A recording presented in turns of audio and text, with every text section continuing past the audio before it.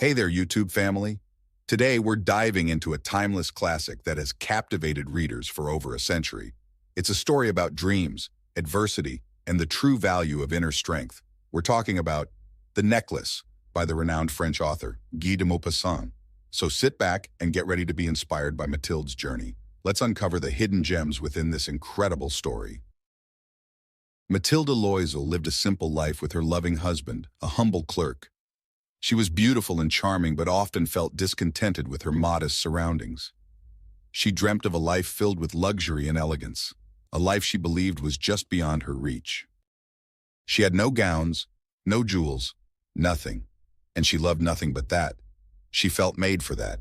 She would have liked so much to please, to be envied, to be charming, to be sought after. She had a friend, a former schoolmate at the convent who was rich and whom she did not like to go to see anymore because she felt so sad when she came home. One day, Mathilde's husband came home with exciting news. He had managed to secure an invitation to a grand ball at the ministry. He thought this would be a wonderful opportunity for Mathilde to experience the glamour she so desired. "There," said he, "there is something for you." She tore the paper quickly and drew out a printed card which bore these words: "The Minister of Public Instruction and Madame Georges Ramponneau request the honor of Monsieur and Madame Loisel's company at the Palace of the Ministry on Monday evening, January 18th. Instead of being delighted, as her husband had hoped, she threw the invitation on the table crossly, muttering, "What do you wish me to do with that?" "Why, my dear? I thought you would be glad. You never go out, and this is such a fine opportunity. I had great trouble to get it. Everyone wants to go. It is very select, and they are not giving many invitations to clerks. The whole official world will be there."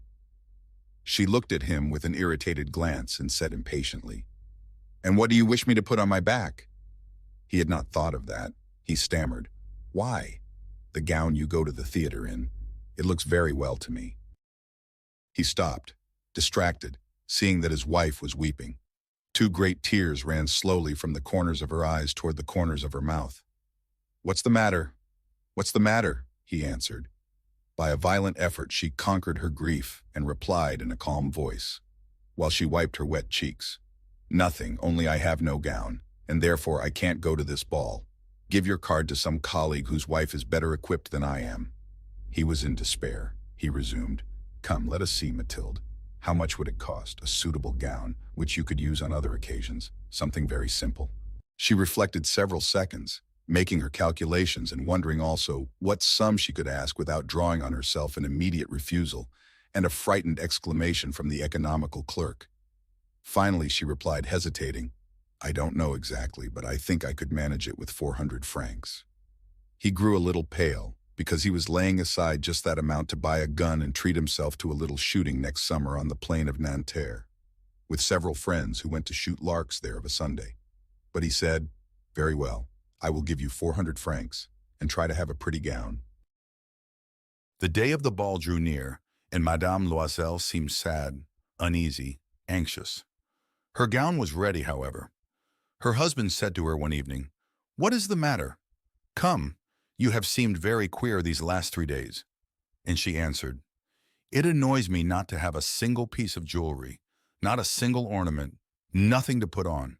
I shall look poverty-stricken. I would almost rather not go at all."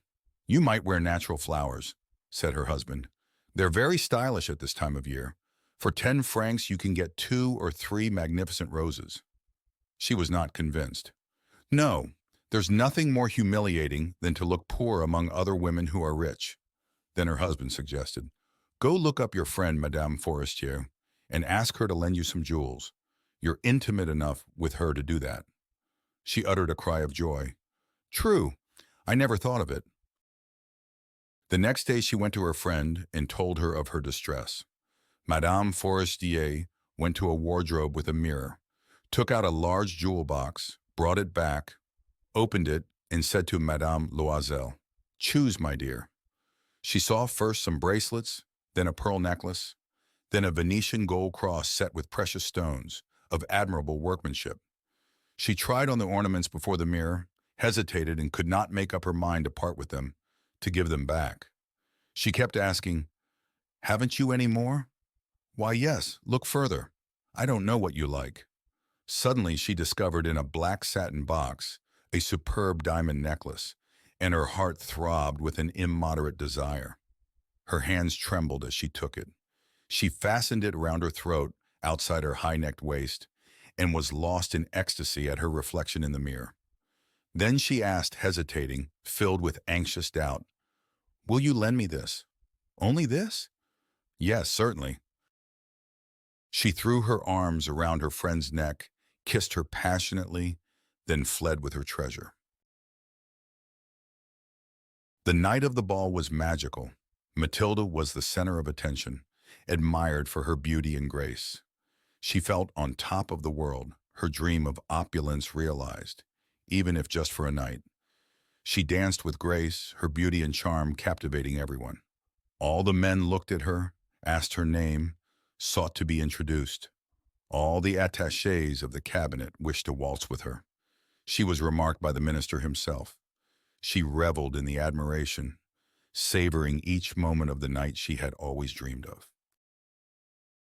But as they returned home, Matilda's joy turned to horror. She discovered the necklace was missing. Panic-stricken, she turned distractedly toward her husband. I have, I've lost Madame Forestier's necklace," she cried. He stood up bewildered. "What? How? Impossible!" They looked among the folds of her skirt, of her cloak, in her pockets, everywhere, but did not find it. "I shall go back on foot," said her husband, "over the whole route, to see whether I can find it." He went out and returned about 7 o'clock. He had found nothing. He went to police headquarters, to the newspaper offices to offer a reward. He went to the cab companies, everywhere in fact, whither he was urged by the least spark of hope.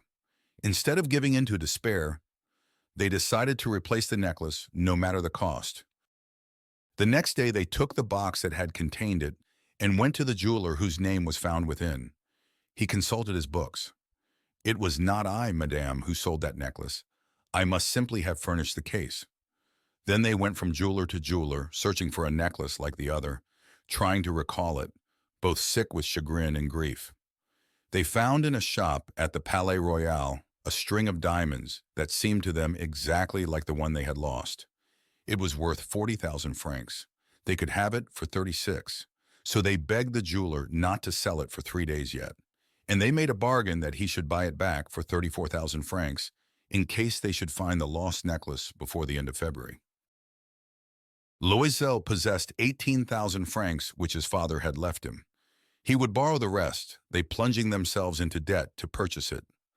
When Madame Loisel took back the necklace, Madame Forestier said to her with a chilly manner, "You should have returned it sooner. I might have needed it."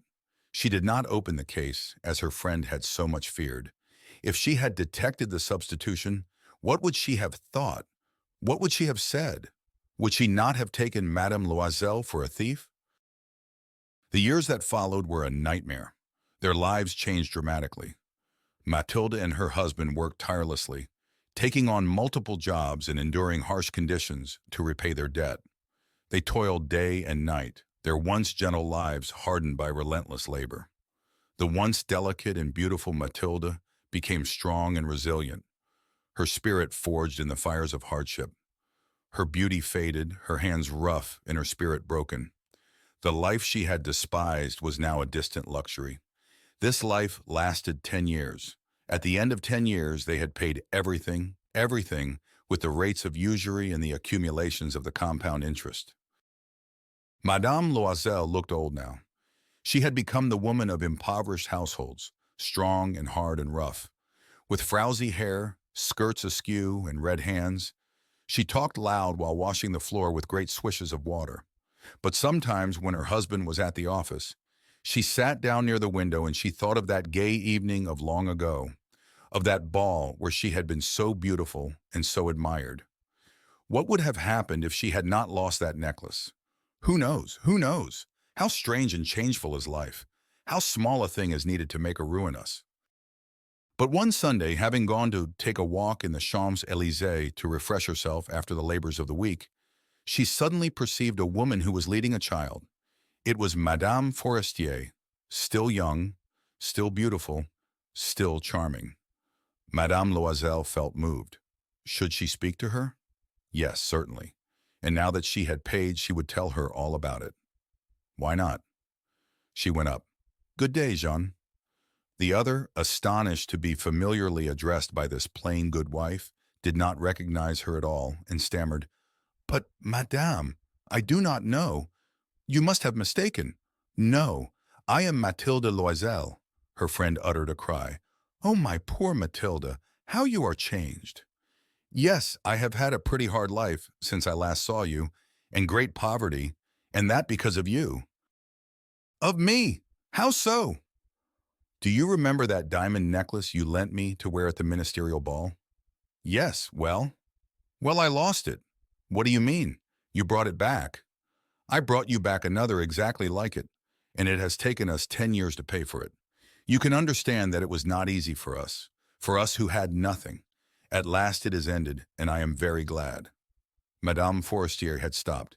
You say that you bought a necklace of diamonds to replace mine? Yes. You never noticed it then.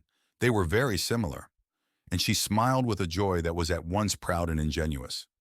Madame Forestier, deeply moved, took her hands. Oh, my poor Mathilde.